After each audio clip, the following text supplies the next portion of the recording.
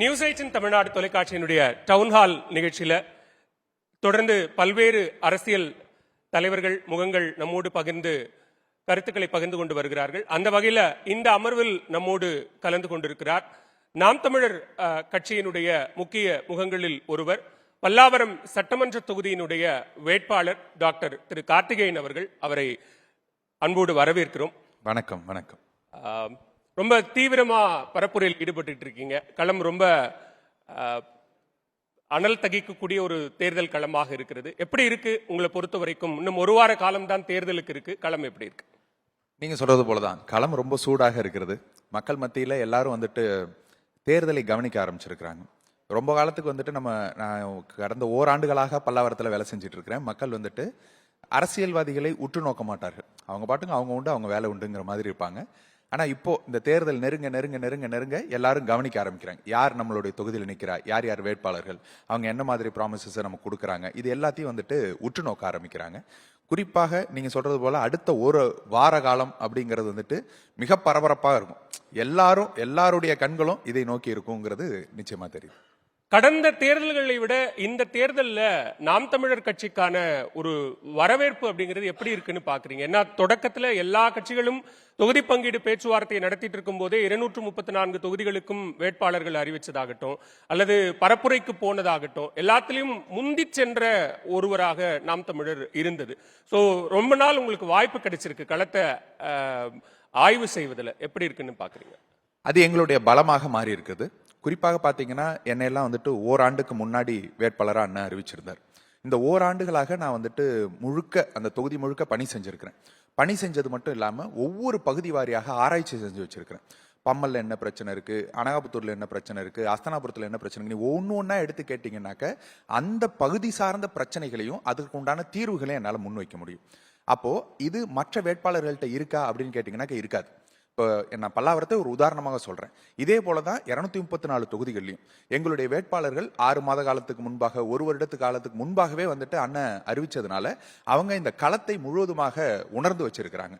மக்கள் பிரச்சனைகளை, அந்த பிரச்சனைக்கு உண்டான தீர்வுகளை முன்வைக்கக்கூடிய வேட்பாளராக களத்துல யார் இருக்கா அப்படின்னு பாத்தீங்கன்னா நாம் தமிழர் கட்சியினர் தான் இருக்கிறாங்க. அது ஒரு பெரிய எட்ஜ் எங்களுக்கு. குறிப்பாக நீங்க சொன்னது போல வேட்பாளர்களை அறிவிக்கிறதுல இருந்து நாங்க எங்களுடைய செயல்பாட்டு வரைவை கொடுக்கறதுல இருந்து அந்த செயல்பாட்டு வரைவை ஏஐ மூலமா வீடியோக்களாக காமிச்சு மக்கள் மத்தியில் கொண்டு போறதுல இருந்து அண்ணன் புலிப்பாய்ச்சல போயிட்டு இருக்காரு. வரவேற்பு. இது 4வது தேர்தல் நான் சந்திக்கக்கூடிய 4வது தேர்தல். ஒவ்வொரு தேர்தலையும் மக்கள்கிட்ட வரக்கூடிய ரெஸ்பான்ஸை நான் பார்த்துட்டு இருக்கேன் இல்லையா.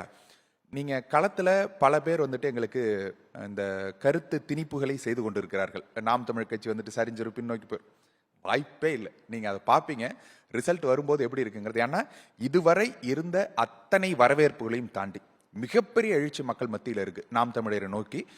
குறிப்பாக பல்லாவரத்துல எனக்கு வெற்றி வாய்ப்பே இருக்கு அப்படிங்கிற அளவுக்கு சொல்ற அளவுக்கு இருக்குது. அது மொத்த தமிழ்நாட்டுக்கும் எடுத்து பார்த்தீங்கன்னாக்க இதுவரை வராத அளவுக்கு நாம் தமிழருக்கு உண்டான சப்போர்ட் மக்கள் மத்தியிலிருந்து நிச்சயமாக இருக்கிறது. இந்த தேர்தல் நீங்க சொன்ன மாதிரி அந்த வேகம் கூடியிருக்கு அப்படின்னா அது 4 முனை போட்டியாக களம் மாறி இருக்கிறது. புதிதாக தமிழக வெற்றி கழகம் களத்திற்கு வந்திருக்கிறது. எல்லா தொகுதிகளிலும் அவர்கள் களம் காண்பது அப்படிங்கிறது அது இன்னும் கொஞ்சம் அந்த களத்தை கடுமையாக்கி இருக்கு, போட்டியை கடுமையாக்கி இருக்கு அப்படின்னு பார்க்கணுமா? எங்களுக்கு அது ரொம்ப நல்ல வாய்ப்பாகத்தான் இருக்கு அப்படின்னு நாங்க நினைக்கிறோம். காரணம் என்னன்னா, பல இளைஞர்கள், அரசியலை உற்று நோக்காத இளைஞர்கள் இன்னைக்கு தேதியில அரசியலை உற்று நோக்க ஆரம்பிக்கிறாங்க. ஏன்னா களம் சூடு பிடிக்க ஆரம்பிக்கும் போது அவர்களுடைய விருப்பமான நட்சத்திரம் ஒருத்தர் உள்ள வர இருக்கும்போது என்ன நடக்குது அரசியல்ல அப்படின்னு திரும்பி பார்க்க ஆரம்பிக்கிறாங்க. அப்படி திரும்பி பார்த்த அனைவரும் அரசியல் மயப்படுத்தப்படுகிறார்களா அப்படின்னு கேட்டாக்க, அரசியல் மயப்படுத்தி விட்டால் அவர்கள் நாம் தமிழ் பக்கம் வந்துடுறாங்க. அதுதான் நடக்குது. அது நீங்க நாம் தமிழருக்கு வரக்கூடிய மிகப்பெரிய எழுச்சி எங்க இருந்து வருது அப்படின்னாக்க, பெரும்பாலுமான இளைஞர்கள் அரசியலை உற்று நோக்க ஆரம்பிச்சுட்டாங்க அப்படிங்கறதே எங்களுக்கு உண்டான வெற்றி தான்.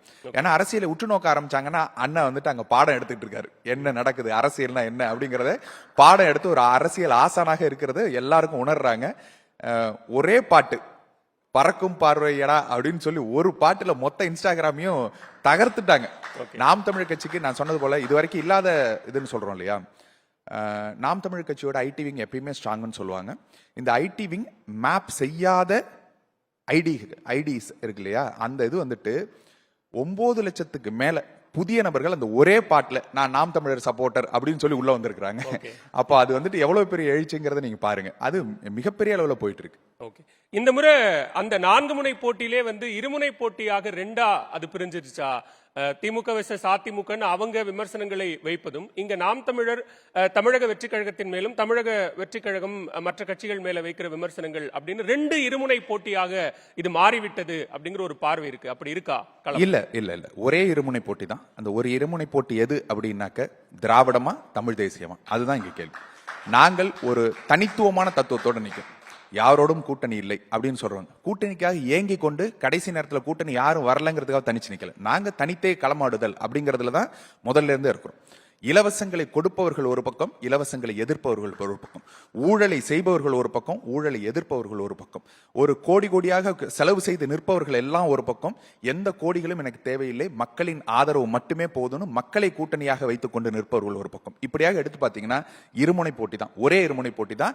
அது திராவிடமா தமிழ் தேசியமாங்கிற போட்டி தான் இங்க இருக்கு. ஓகே, இப்ப தமிழ்நாட்டை பொறுத்த வரைக்கும் இருவரும் திராவிட சித்தாந்தத்தை எதிர்ப்பதனால 2 திராவிட கட்சிகளையும் எதிர்க்கிறீங்க.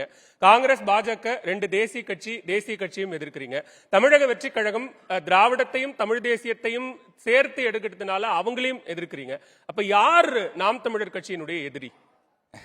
நான் சொன்னது போலதான் ஏபிசிடி, அது அந்த 4 கட்சிகளுமே சரி, அது அதிமுக, திமுக, காங்கிரஸ், பிஜேபி, இவர்கள் 4 பேருமே எங்களுக்கு எதிரிகள் தான். தாவேகா எங்களுடைய எதிரி கிடையாது. அது ஒரு உதிரி, அவ்வளவுதான் நம்ம சொல்ல முடியும். ஏன்னா இந்த தேர்தலில் அவர்கள் நிற்பார்கள். இந்த தேர்தல் முடிவு வர்ற வரைக்கும் தான் அவங்க இருப்பாங்க. தேர்தல் முடிவு வந்த பிறகு உங்களுடைய அதுக்கு தெரியும்.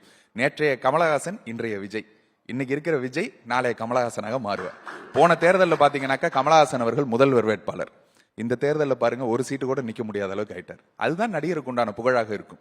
மக்கள் மத்தியில யார் தொடர்ந்து களத்தில் நிற்கிறாங்க, யார் எந்த பிரச்சனை என்றாலும் ஓடி ஒளிந்து கொள்ளாமல் நிற்கிறார்கள்.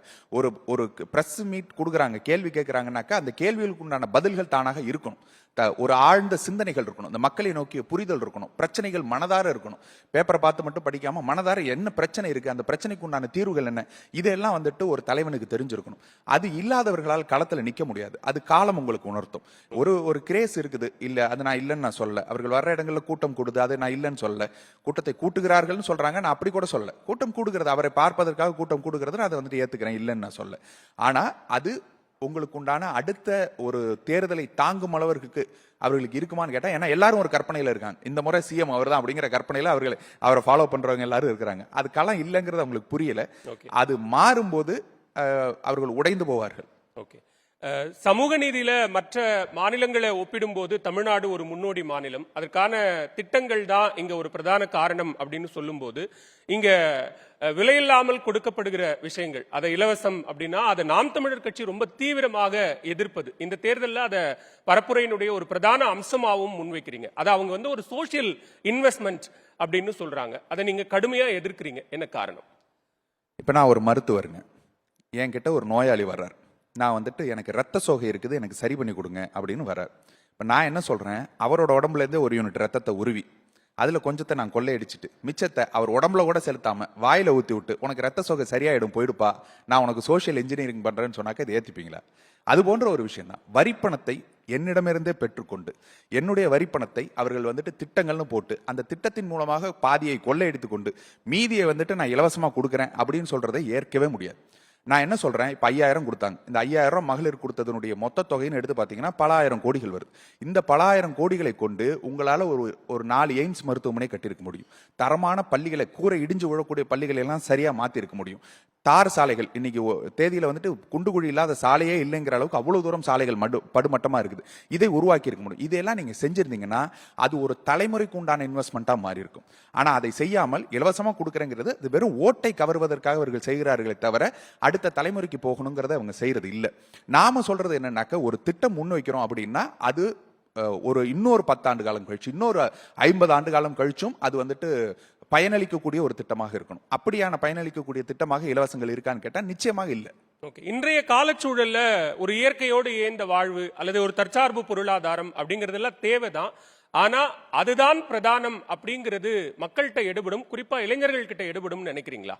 தற்சார்பு பொருளாதாரத்தை நம்ம பல இடங்கள்ல உதாரணங்களோட சொல்லியிருக்கோம், எப்படி நடக்குதுங்கிறது எல்லாம்.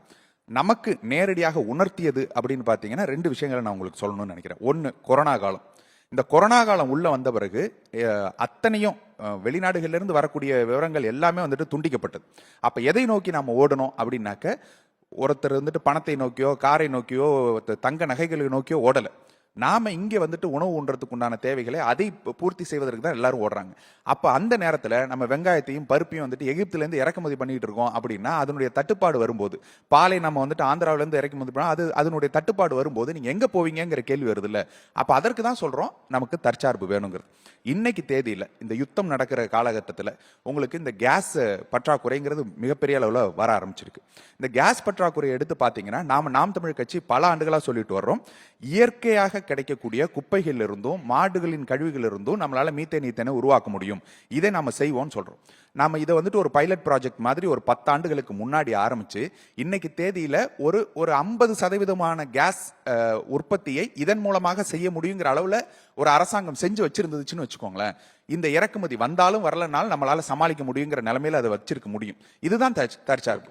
மற்ற நாடுகளை நம்ம கையேந்தி நிக்கிறதுனால எவ்வளவு பெரிய பிரச்சனைகள் வருதுங்கிறோம். சாராமல் வாழ முடியாதுங்கிறத நாங்க ஏத்துக்கிறோம். அதுல பிரச்சனை இல்லை. சார்புகள் ஒருத்தருக்கு ஒருத்தர் இருக்கும். நாமளும் ஏற்றுமதி பண்ணுவோம், இறக்குமதியும் பண்ணுவோம். அதுல பிரச்சனை இல்லை. ஆனா இறக்குமதியை மட்டுமே நம்பி வாழக்கூடாது அப்படிங்கறத நம்ம சொல்றோம். தற்சார்புங்கிறது அதுதான். சரி, நிறைவு கேள்வியாக இந்த கேள்வி, பரப்புரைகள்ல தொடர்ச்சியாக நாம் தமிழர் தலைமை ஒருங்கிணைப்பாளர் சீமான் ஒரு விரக்தியை வெளிப்படுத்துகிறார். நான் இவ்வளவு தூரம் உங்களுக்காக பாடுபட்டேன், எனக்காக நீங்க எதுவும் செய்யல அப்படிங்கிற ஒரு சூழலை வெளிப்படுத்துகிறார். அது என்ன தாக்கத்தை ஏற்படுத்தும் நினைக்கிறீங்க? அண்ணன் சொல்றது ஒரு விஷயம் தான். நீ வந்துட்டு பல இடங்கள்ல அண்ணன் வந்துட்டு நேரடியா சொல்லக்கூடிய விஷயம் தான். என்னை நீ உன் மகனாக நினைத்து உனக்காக போராடக்கூடியவனாக நினைத்தால் எனக்கு ஓட்டு போடு. ஆனா நீ என்னை சாதி பார்த்து எனக்கு ஓட்டு போடுவியா, உன் ஓட்டு எனக்கு தீட்டு, நீ போடாது. இலவசங்களை ஏந்தி நின்று எனக்காக ஓட்டு போடுவேன்னு நினைக்கிறியா, ஓட்டு போடாது. எனக்கு அப்படியான ஓட்டு தேவையில்லை. நாளைக்கு நான் வந்தா உனக்கு ஃபேவர் பண்ணுவேன், லஞ்சம் கொடுத்து என்கிட்ட இருந்து வேலையை வாங்கிக்கலாம்னு நினைக்கிறியா, அப்படியான ஓட்டு எனக்கு தேவையில்லை. ஆனால் உண்மையாக இந்த மக்களுக்காக போராடக்கூடிய ஒருத்தனை தேர்ந்தெடுக்கணும்னு நீ நினைக்கிறீனாக்க என்னை தேர்ந்தெடு. இத்தனை ஆண்டு காலமாக மழை என்றும் வெயில் என்றும் பாராமல் தொடர்ந்து எல்லா களங்களிலும் நின்றும் நாம் தமிழ் கட்சி போராடாத ஒரு போராட்டத்தை நீங்கள் காட்டுங்கள்லாம் காட்டவே முடியாது. இந்த கடந்த 15 ஆண்டுகளாக நான் சொல்றேன், 15 ஆண்டுகளாக தமிழகத்தில் நடந்த அத்தனை பிரச்சனைகளுக்கும் நாம் தமிழர் கட்சி குரல் கொடுத்திருக்கிறது. அண்ணன் சீமான் அவர்கள் நேரடியாக களத்தில் சென்று போராட்டங்களில் ஈடுபட்டிருக்கிறாரு. பல பிரச்சனைகளுக்கு உண்டான தீர்வுகளை நாம கண்டு கொடுத்திருக்கிறோம். இதை எல்லாத்தையும் மக்கள் மனசுல வச்சுக்கொண்டு வாக்களிக்கணும் அப்படிங்கறத அண்ணன் கேட்கக்கூடிய விஷயம். நாம மீண்டும் மீண்டும் சொல்றது ஒண்ணுதான், படித்தவர்கள் வரணும், இளைஞர்கள் வரணும், குற்றப்பின்னணி இல்லாதவர்கள் வரணும், அப்பதான் அரசியல் தூய்மை ஆகும் அப்படிங்கிறது தான் மக்களுடைய பார்வையா இருக்குது. வந்து நின்னுட்டோம். படித்தவர்களாக, இளைஞர்களாக, குற்றப்பின்னணி இல்லாதவர்களாக, ஒரு நேர்மையாளர்களாக வந்து நின்னுட்டோம். எங்களை தேர்ந்தெடுத்து ஒரு முறை வாய்ப்பை கொடுத்து பாருங்கள், நல்லாட்சி எப்படி இருக்குன்னு சொல்றோம். ஒரே ஒரு கருத்தோட முடிக்கணும்னு நினைக்கிறேன். ஒரு மரம் நடுவதற்கு எது சரியான நாள் அப்படின்னு கேட்டா, அது வெயில் காலம் மழை காலம் அப்படிலாம் கிடையாது. எது சரியான நாள் அப்படின்னு கேட்டா 10 ஆண்டுகளுக்கு முன்பு. நீங்கள் நாம் தமிழ் கட்சியை தேர்ந்தெடுத்திருக்க வேண்டியது 10 ஆண்டுகளுக்கு முன்பு. இரண்டாவது நல்ல நேரம் அப்படின்னு கேட்டாக்க இன்று, இந்த நொடி. அதனால் நாம் தமிழ் கட்சியை நீங்கள் தவறவிடாமல் தேர்ந்தெடுப்பதற்கு உங்களுக்கு இருக்கக்கூடிய ஒரு மிகப்பெரிய வாய்ப்பு இந்த தேர்தல், இந்த நொடி. அதை தேர்ந்தெடுங்கள். நாம் தமிழரின் ஆட்சி எப்படி இருக்குங்கிறத உங்க கண் முன்னாடி காட்டுறோம். மிக்க நன்றி டாக்டர் கார்த்திகேயன். ஒரு தீவிரமான பரப்புரை நேரத்தில் எங்களுக்காக நேரம் ஒதுக்கி இந்த அமர்வில் பங்கேற்று பல்வேறு கருத்துக்களை பகிர்ந்து கொண்டமைக்கு நியூஸ் 18 தமிழ்நாடு சார்பாக மிக்க நன்றி.